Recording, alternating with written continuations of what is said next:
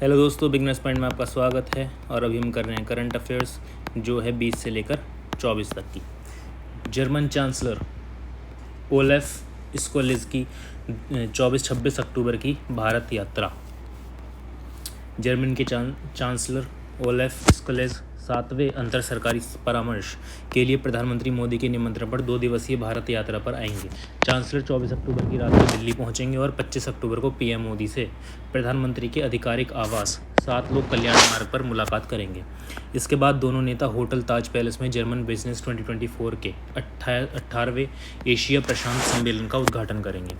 दोनों देशों के बीच इन मुद्दों पर होगी चर्चा। इसके बाद नेता हैदराबाद हाउस में अंतर सरकारी परामर्श और दोनों देशों के बीच समझौतों के आदान प्रदान के लिए मिलेंगे। आईजीसी परामर्श के लिए चांसलर स्कोलिज के साथ उनके मंत्रिमंडल के वरिष्ठ मंत्री भी होंगे।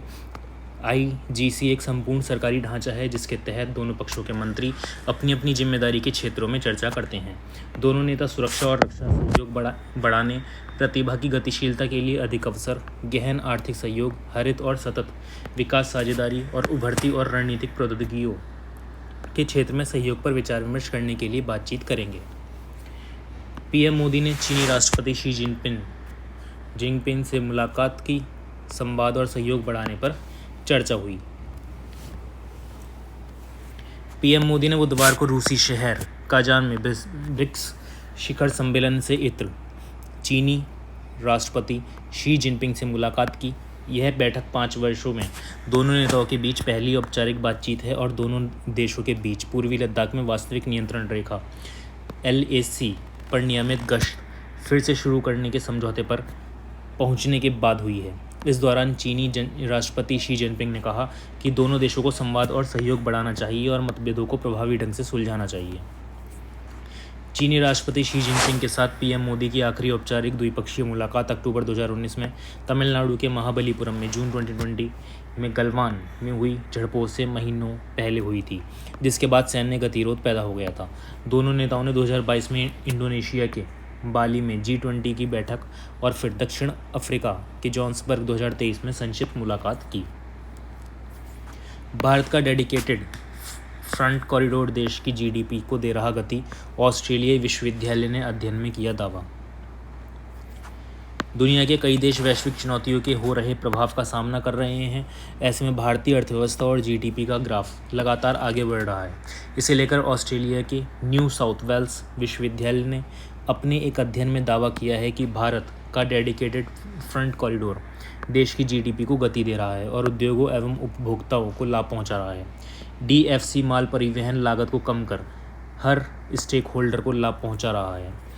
फ्रंट कॉरिडोर महत्वपूर्ण बुनियादी ढांचा परियोजना DFC dedicated front corridor corporation of India limited द्वारा प्रतिबंधित एक महत्वपूर्ण बुनियादी ढांचा परियोजना है। एल्सवियर जर्नल में प्रकाशित यह अध्ययन वित्त वर्ष 2019-20 के लिए पश्चिमी डेडिकेटेड फ्रंट कॉरिडोर पर केंद्रित है। इस अध्ययन में बताया गया है कि DFC कैसे कम लागत और माल परिवहन नेटवर्क में समग्र सुधार से स्टेक होल्डरों को लाभ पहुंचा रहा है। इन स्टेक होल्डरों में क्षेत्र, उद्योग और उपभोक्ता शामिल हैं। मॉडल की सटीकता को आर्थिक डाटा के साथ साथ सड़क परिवहन मंत्रालय और भारतीय रेलवे के डाटा से भी जांचा गया है और मान्य पाया गया है। IFFI के 55वें संस्करण में फोकस देश होगा ऑस्ट्रेलिया। समारोह में 7 ऑस्ट्रेलियाई फिल्मों का होगा प्रदर्शन। भारतीय अंतर्राष्ट्रीय फिल्म महोत्सव IFFI के 55वें संस्करण में फोकस देश के रूप में ऑस्ट्रेलिया को नामित किया गया है। केंद्रीय सूचना एवं प्रसारण मंत्रालय ने बुधवार को यह जानकारी देते हुए बताया कि 20 से 28 नवंबर 2024 तक गोवा में आयोजित होने वाले IFFI के 55वें संस्करण में ऑस्ट्रेलिया को फोकस देश के रूप में नामित किया गया है। इसका उद्देश्य वैश्विक फिल्म उद्योग में ऑस्ट्रेलियाई सिनेमा के योगदान का जश्न मनाना है। इसकी समृद्ध कहानी कहने की परंपराओं, जीवंत फिल्म, संस्कृत और नवीन सिनेमाई तकनीकों को उजागर करना है। भारत और ऑस्ट्रेलिया पहले से ही ऑडियो विजुअल से है उत्पादन संधि के समर्थक हैं। IFFI में 7 ऑस्ट्रेलियाई फिल्मों का होगा प्रदर्शन। मंत्रालय ने बताया कि कंट्री ऑफ फोकस खंड IFFI की एक प्रमुख विशेषता है जो देश की सर्वश्रेष्ठ समकालीन फिल्मों का एक समर्पित कोना है। ऑस्ट्रेलिया की विविध सांस्कृतिक पृष्ठभूमि और विश्व स्तर पर प्रशंसित फिल्म निर्माताओं का सिनेमा में अस्थायी प्रभाव पड़ा है, जिससे यह इस वर्ष के लिए उपयुक्त चयन बन गया है। यह समावेशन भारतीय और ऑस्ट्रेलियाई फिल्म उद्योग के बीच मजबूत होते सहयोग को दर्शाता है। IFFI में 7 ऑस्ट्रेलियाई फिल्मों का प्रदर्शन होगा, जो समीक्षकों द्वारा प्रशंसित नाटकों से लेकर शक्तिशाली वृत्तचित्रों, दृश्यमान आश्चर्यजनक थ्रिलर और हल्की फुल्की कॉमेडी तक विविध मिश्रण पेश करेगा। BRICS summit. PM मोदी ने आतंकवाद के खिलाफ एकजुट और वैश्विक सहयोग अपनाने का किया आग्रह। काजान में 16वें ब्रिक्स शिखर सम्मेलन के सत्र में PM मोदी ने युवाओं में कट्टरपंथ को रोकने के लिए सक्रिय कदम उठाने की आवश्यकता पर बल दिया। उन्होंने संयुक्त राष्ट्र में अंतर्राष्ट्रीय आतंकवाद पर व्यापक सम्मेलन के लंबित मुद्दों पर मिलकर काम करने का आह्वान किया है। इस दौरान PM मोदी ने ब्रिक्स देशों से आतंकवाद और आतंकी वित्तपोषण से निपटने के लिए एकजुट होने और मजबूती से सहयोग करने का आह्वान किया। उन्होंने कहा कि ऐसे गंभीर मुद्दे पर दोहरे मापदंड के लिए कोई जगह नहीं है। सुरक्षित AI साइबर सुरक्षा, डीप फेक पर भी रखे विचार। PM ने इस बात पर प्रकाश डाला कि साइबर सुरक्षा और सुरक्षित AI के लिए वैश्विक विनियमन के लिए काम किया जाना चाहिए। उन्होंने कहा कि प्रौद्योगिकी के युग में साइबर सुरक्षा, डीप फेक न्यूज़ और गलत सूचना की नई चुनौतियों के मद्देनज़र ब्रिक्स से काफ़ी उम्मीदें हैं। भारत युद्ध के बजाय संवाद और कूटनीति का समर्थक। उन्होंने कहा कि यह ब्रिक्स शिखर सम्मेलन ऐसे समय में हो रहा है जब दुनिया युद्ध, संघर्ष, आर्थिक अनिश्चितता, जलवायु परिवर्तन और आतंकवाद सहित कई चुनौतियों के बीच है। दुनिया में उत्तर दक्षिण और पूर्व पश्चिम विभाजन की भी बात हो रही है। उन्होंने कहा कि भारत युद्ध के बजाय संवाद और कूटनीति का समर्थन करता है। उन्होंने आगे कहा कि ब्रिक्स का एक सुरक्षित, मजबूत और समृद्ध भविष्य के लिए नए अवसर पैदा करने में सक्षम है, क्योंकि इसने मिलकर कोविड-19 को हराया है। ITU कैलिडोस्कोप 2024 प्रौद्योगिकियों के विकास में नवाचार और अंतर्राष्ट्रीय सहयोग की महत्वपूर्ण भूमिका। ITU कैलिडोस्कोप 2024 मंगलवार को नई दिल्ली में संपन्न हुए दूसरे दिन के सत्रों के दौरान AI और डिजिटल प्रौद्योगिकियों पर केंद्रित परिवर्तनकारी विषयों पर विचार विमर्श किया गया, जिसके माध्यम से सतत विकास को आगे बढ़ाया जा रहा है। मैरी कार्मेन अगुआयो टॉरेस की एक विशेष प्रस्तुति के साथ प्रारंभ हुए इस दिवस के दौरान विशेष रूप से महिलाओं की तकनीकी क्षेत्रों में अधिक भागीदारी के लिए सार्वजनिक निजी भागीदारी के माध्यम से समावेशी प्रौद्योगिकी समाधानों पर बल दिया गया। स्पेन के बास्क कंट्री विश्वविद्यालय की ईबा रोला ने सार्वजनिक निजी भागीदारी के माध्यम से लड़कियों को प्रौद्योगिकी से जोड़ने तथा सतत विकास के लिए अनुप्रयोग और सेवाओं पर प्रस्तुति सत्र की अध्यक्षता की। दूरसंचार विभाग के सदस्य सेवाएं रोहित शर्मा और IETE के अध्यक्ष सुनील कुमार ने सतत विकास के लिए सामाजिक, आर्थिक, पर्यावरणीय और नीतिगत पहलुओं पर सत्र की अध्यक्षता की। Indo Latin American Chamber of Commerce VV techno construction के बीच हुआ ऐतिहासिक समझौता 2047 तक भारत को विकसित बनाने में महत्वपूर्ण योगदान रहेगा। Indo Latin American Chamber of Commerce और VV techno construction private limited ने कॉन्स्टिट्यूशंस क्लब ऑफ इंडिया में एक ऐतिहासिक समझौते पर हस्ताक्षर किए, जो 2047 तक भारत को विकसित भारत बनाने में महत्वपूर्ण योगदान देगा। $10 बिलियन अमेरिकी डॉलर का यह समझौता बड़े पैमाने पर भारत में औद्योगिक विनिर्माण सहित निवेश पर अपना ध्यान केंद्रित करेगा। इसके तहत कॉरिडोर विकास कार्यक्रम, सेमीकंडक्टर मिशन, राष्ट्रीय रसद नीति, उत्पादन से जुड़ी प्रोत्साहन योजना, मेक इन इंडिया और मेड फ्रॉम इंडिया और कई अन्य पहले रक्षा और बुनियादी ढांचे के विकास जैसे कार्यक्रम शामिल हैं। समझौते के हस्ताक्षर समारोह में आवास और शहरी मंत्रालय के राज्य मंत्री तोखन साहू ने भाग लिया। इसके साथ ही इसमें सेशल्स के उच्चायुक्त लाल्टियाना ओकोचे, डेमोक्रेटिक रिपब्लिक ऑफ कांगो के उच्चायुक्त मोरेल एनसिलू, जकारिया टोरे भी शामिल रहे। लैटिन अमेरिकी और उत्तर अमेरिकी हितधारक देश के महत्वाकांक्षी विकास लक्ष्यों का समर्थन करने में गहरी रुचि दिखा रहे हैं। यह समझौता न केवल भारत और लैटिन अमेरिकी क्षेत्र के बीच संबंधों को गहरा करेगा, बल्कि भारत और वैश्विक अर्थव्यवस्थाओं के बीच भविष्य के आर्थिक सहयोग के लिए एक रणनीतिक पुल के रूप में भी काम करेगा। केंद्रीय मंत्री प्रहलाद जोशी ने की भारत चना दाल के दूसरे चरण की शुरुआत, सस्ते दर पर उपलब्ध होंगी दालें।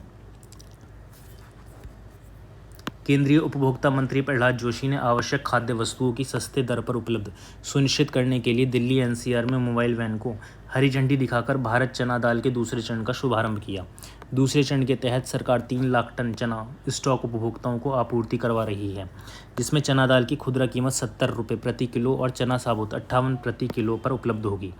गौरतलब है कि यह पहल त्योहारी मौसम में उपभोक्ताओं के लिए आपूर्ति बढ़ाने के उद्देश्य से की गई है। केंद्रीय मंत्री जोशी ने कार्यक्रम के दौरान कहा कि यह पहल हमारे नागरिकों को सस्ती खाद्य वस्तुएं प्रदान करने की सरकार की प्रतिबद्धता का प्रमाण है। सरकार द्वारा चावल, आटा, दाल, प्याज जैसी आवश्यक खाद्य वस्तुओं की खुदरा बिक्री के माध्यम से बाजार में कीमतों को स्थिर रखने में मदद मिली है।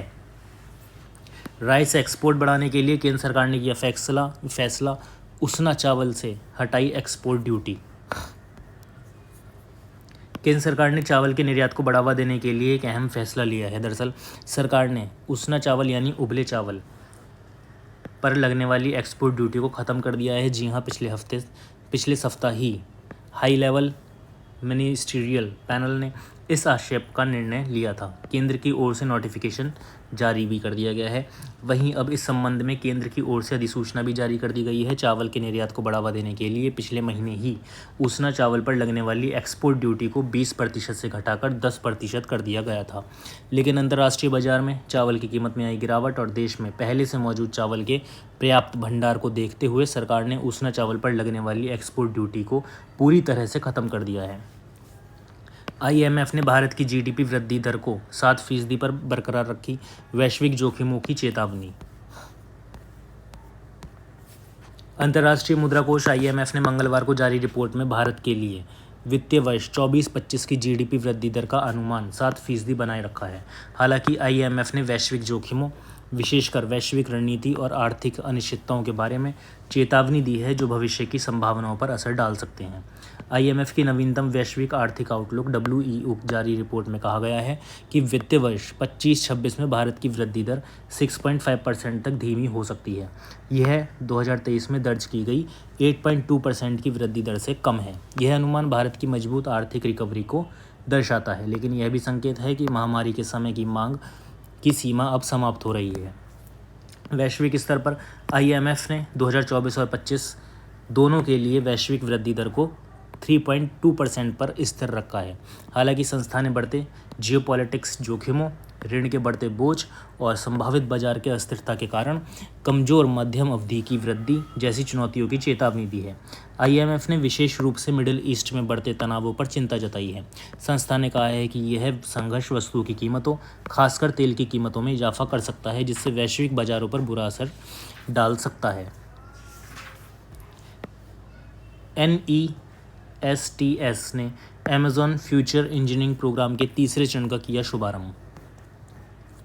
National education society for tribal students ने मंगलवार को आंध्र प्रदेश, गुजरात, कर्नाटक, मध्य प्रदेश, ओडिशा, तेलंगाना, त्रिपुरा में 50 एकलव्य मॉडल आवासीय विद्यालयों में अमेज़न फ्यूचर इंजीनियरिंग प्रोग्राम के तीसरे चरण का शुभारंभ किया। तीसरे चरण में blockchain, artificial intelligence, coding, block programming और AI सत्रों पर एक ओरिएंटेशन होगा। समारोह के दौरान NESTS के आयुक्त ने शीर्ष 3 छात्र कोडिंग परियोजनाओं को उनकी रचनात्मक और नवाचार के लिए सम्मानित किया। साथ ही शीर्ष 3 IT शिक्षकों को पूरे वर्ष उनके समर्पण और मार्गदर्शन के लिए सम्मानित किया। इस अवसर पर NESTS के आयुक्त अजीत कुमार श्रीवास्तव ने नई दिल्ली में 4 दिन के शिक्षक प्रशिक्षण कार्यशाला के साथ साथ EMRS कोडर्स एक्सपो का भी उद्घाटन किया। अजीत कुमार ने उभरती हुई तकनीकों को पढ़ाने के लिए आवश्यक कौशल के साथ आदिवासी शिक्षकों को सशक्त बनाने के महत्व के बारे में बताया। जनजातीय कार्य मंत्रालय ने एक प्रेस रिलीज में इसकी जानकारी दी है। उल्लेखनीय है, अमेज़न फ्यूचर इंजीनियर प्रोग्राम का तीसरा चरण भारत में 410 प्रस्तावित EMRS ने शुरू किया जाएगा। यह इंजीनियर प्रोग्राम 2 साल से चल रहा है। यह अब तक कक्षा 6 से 8 तक के 7,000 से अधिक छात्रों को कंप्यूटर विज्ञान और ब्लॉक प्रोग्रामिंग से परिचित करा चुका है।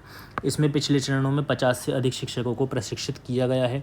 तीसरे चरण में कक्षा 6 से 9 तक के छात्रों के ब्लॉकचेन, आर्टिफिशियल इंटेलिजेंस और कोडिंग को शामिल करने के लिए पाठ्यक्रम का विस्तार किया जाएगा। इसके अतिरिक्त कक्षा 10 के छात्रों के लिए प्रोजेक्ट आधारित वर्चुअल सत्र प्रदान किए जाएंगे जो CBSE AI कौशल पाठ्यक्रम के साथ होंगे। रूस में पीएम मोदी और चीनी राष्ट्रपति की द्विपक्षीय बैठक आज। प्रधानमंत्री नरेंद्र मोदी आज बुधवार को रूस के कजान में ब्रिक्स शिखर सम्मेलन से इतर चीनी राष्ट्रपति शी जिनपिंग से द्विपक्षीय वार्ता करेंगे। वास्तविक नियंत्रण रेखा से लगे क्षेत्रों में गश्त व्यवस्था पर दोनों देशों के बीच हुए समझौते की पृष्ठभूमि में यह बैठक काफ़ी महत्वपूर्ण है। प्रधानमंत्री मोदी और चीनी राष्ट्रपति के बीच पिछले 5 वर्षों में पहली व्यवस्थित बैठक है।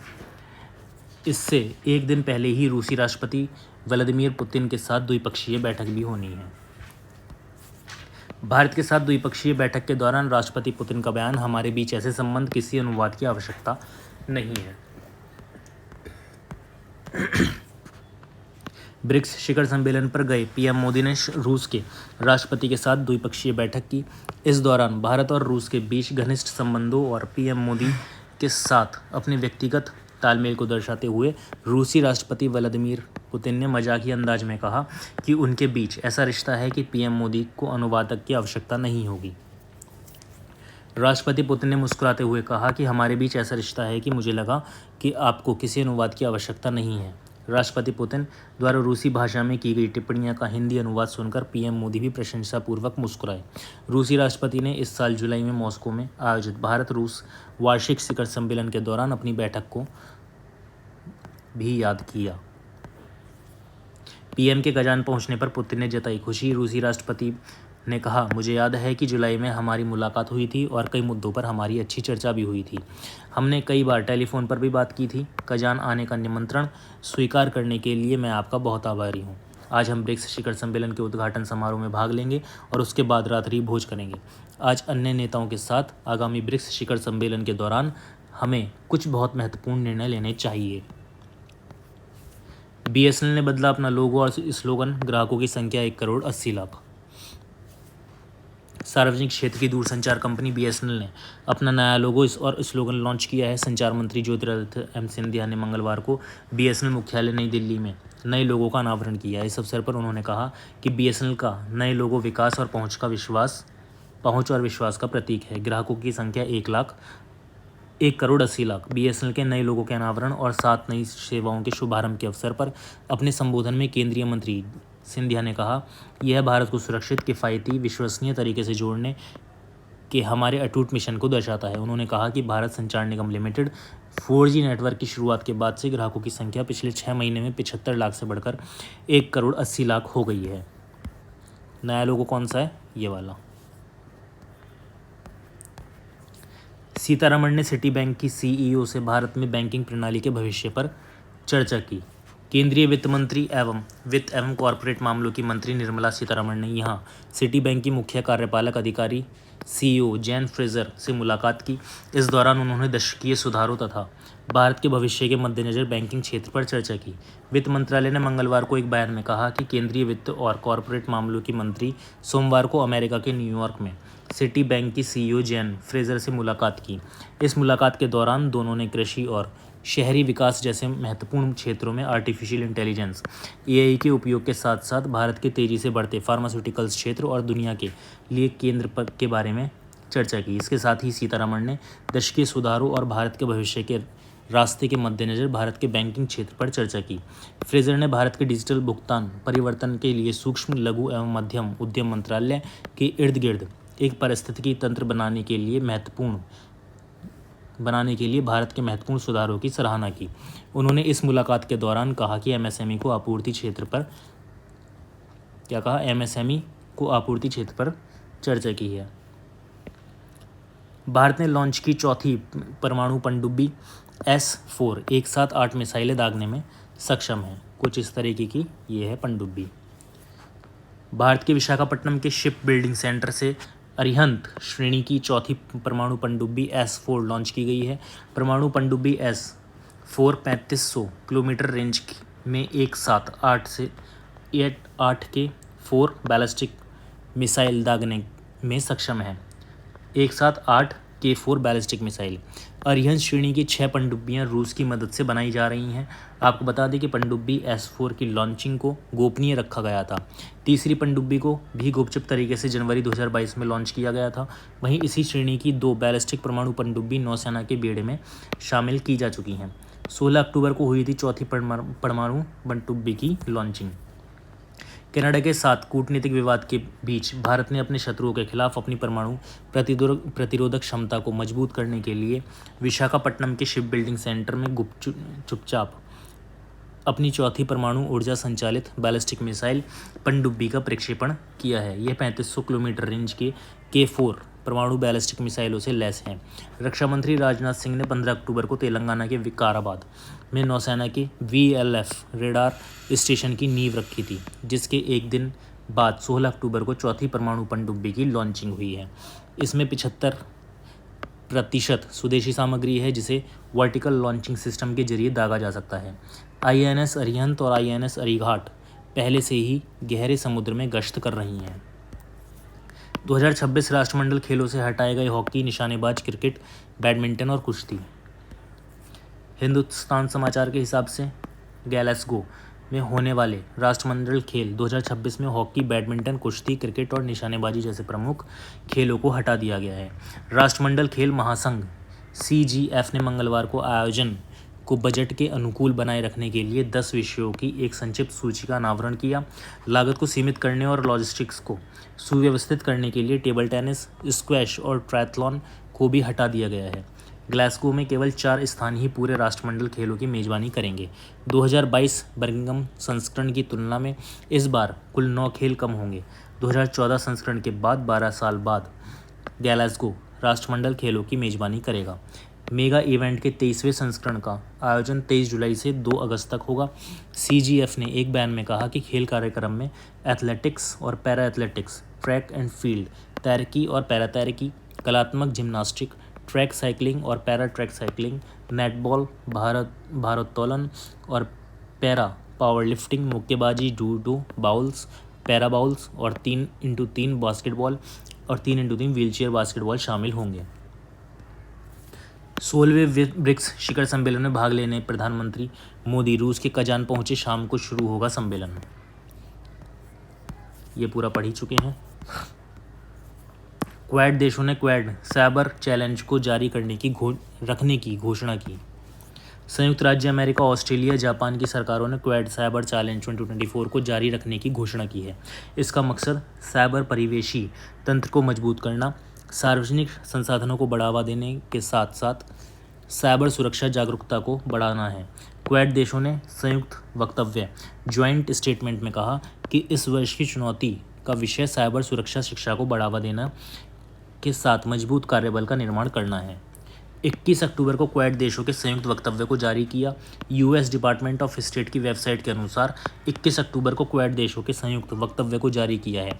इसमें कहा गया कि इस क्वाड सीनियर साइबर ग्रुप के तत्वाधान में ऑस्ट्रेलिया, भारत, जापान, संयुक्त राज्य अमेरिका के क्वाड भागीदारों ने जिम्मेदार साइबर पारिस्थितिकी तंत्र को मजबूत करने, सार्वजनिक संसाधनों को बढ़ावा देने और साइबर सुरक्षा बढ़ाने के लिए संयुक्त अभियान के तहत क्वाड साइबर चैलेंज को जारी रखने की घोषणा की है। इस वर्ष की चुनौती का विषय साइबर सुरक्षा शिक्षा को बढ़ावा देना और एक मजबूत कार्यबल का निर्माण करना है। माइट MHI के संयुक्त पहल से EV क्षेत्र में देसी टेक्नोलॉजी को मिलेगा बढ़ावा। इलेक्ट्रॉनिक्स एंड सूचना प्रौद्योगिकी मंत्रालय माइटी ने भारी उद्योग मंत्रालय के साथ मिलकर सोमवार को नई दिल्ली के इलेक्ट्रॉनिक्स निकेतन में आयोजित एक समारोह में इलेक्ट्रॉनिक्स वाहन EV सब सिस्टम के विकास से जुड़े प्रस्तावों के लिए संयुक्त पहल का ऐलान किया। इलेक्ट्रॉनिक्स वाहन EV सब सिस्टम के विकास के लिए इस संयुक्त पहल को लॉन्च करते हुए माइट सचिव S कृष्णन ने कहा कि उद्योग और शिक्षा जगत के साथ मिलकर अन्वेषक और शोधकर्ता प्रौद्योगिकी विकास को बढ़ावा दे सकते हैं और EV इकोसिस्टम के लिए स्वदेशी उत्पाद उपलब्ध करा सकते हैं। MHI के अपर सचिव डॉक्टर हानिफ कुरैशी ने कहा कि माइट MHI के संयुक्त प्रस्ताव की पहल से EV क्षेत्र में स्वदेशी प्रौद्योगिकियों के विकास को बढ़ावा मिलेगा। प्रस्तावों के लिए संयुक्त पहल में EV चार्जर और चार्जिंग इंफ्रास्ट्रक्चर, EV के लिए मशीनें और ड्राइव, बैटरी और बैटरी प्रबंधन प्रणाली, टेलीमैटिक्स, कार्यात्मक सुरक्षा और संरक्षा, प्रोटोटाइपिंग के लिए केंद्र, ईवी सब सिस्टम के सत्यापन के लिए परीक्षण जैसे नवाचार के प्रमुख क्षेत्रों पर ध्यान केंद्रित किया जाएगा। यह पहल अनुसंधान संस्थानों, स्टार्टअप और उद्योग के खिलाड़ियों की भागीदारी को प्रोत्साहित करती है। चुने गए प्रस्तावों को माइटी से वित्तीय सहायता मिलेगी, जबकि MHI मानकीकरण और परीक्षण सहायता प्रदान करेगा। इच्छुक संस्थान, उद्योग, शिक्षाविद माइटी वेबसाइट के माध्यम से अपने प्रस्ताव प्रस्तुत कर सकते हैं। राष्ट्रपति द्रौपदी मुर्मू आज 5वां राष्ट्रीय जल पुरस्कार प्रदान करेंगी। राष्ट्रपति द्रौपदी मुर्मू आज मंगलवार को नई दिल्ली स्थित विज्ञान भवन में 5वां राष्ट्रीय जल पुरस्कार 2023 प्रदान करेंगी। गौरतलब हो, जल शक्ति मंत्रालय के तहत जल संसाधन, नदी विकास और गंगा संरक्षण विभाग ने 14 अक्टूबर को 9 श्रेणियों अर्थात सर्वश्रेष्ठ राज्य, सर्वश्रेष्ठ जिला, सर्वश्रेष्ठ ग्राम पंचायत, सर्वश्रेष्ठ शहरी स्थानीय निकाय, सर्वश्रेष्ठ विद्यालय महाविद्यालय, सर्वश्रेष्ठ उद्योग, सर्वश्रेष्ठ जल उपयोगकर्ता संघ, सर्वश्रेष्ठ संस्थान विद्यालय महाविद्यालय के अलावा और सर्वश्रेष्ठ नागरिक समाज में 5वें राष्ट्रीय जल पुरस्कार 2023 के लिए संयुक्त विजेताओं सहित 38 विजेताओं की घोषणा की थी। सर्वश्रेष्ठ राज्य की श्रेणी में पहला पुरस्कार भारत सरकार के पत्र एवं सूचना कार्यालय की विकिपीडिया के अनुसार सर्वश्रेष्ठ राज्य की श्रेणी में पहला पुरस्कार ओडिशा को दिया गया है, जबकि उत्तर प्रदेश ने दूसरा स्थान प्राप्त किया है। गुजरात और पुडुचेरी ने संयुक्त रूप से तीसरा स्थान प्राप्त किया है। प्रधानमंत्री मोदी ने आज उड़ान योजना की 8वीं वर्षगांठ मनाई। प्रधानमंत्री नरेंद्र मोदी ने आज सोमवार उड़ान उड़े देश का आम नागरिक योजना की 8वीं वर्षगांठ मनाई, जिसने भारत के विमानन क्षेत्र में क्रांति ला दी है। मोदी ने इस महत्वपूर्ण पहल के प्रमुख प्रभावों पर भी प्रकाश डाला। प्रधानमंत्री ने सोशल मीडिया प्लेटफॉर्म X पर एक पोस्ट कहा, आज हम उड़ान के 8 वर्ष पूरे होने का जश्न मना रहे हैं। ये एक ऐसी पहल है जिसने भारत के विमानन क्षेत्र में आमूलचूल बदलाव ला दिया है। हवाई अड्डों की संख्या में वृद्धि से लेकर अधिक हवाई मार्गों तक इस योजना ने करोड़ों लोगों को हवाई यात्रा की सुविधा सुनिश्चित की है।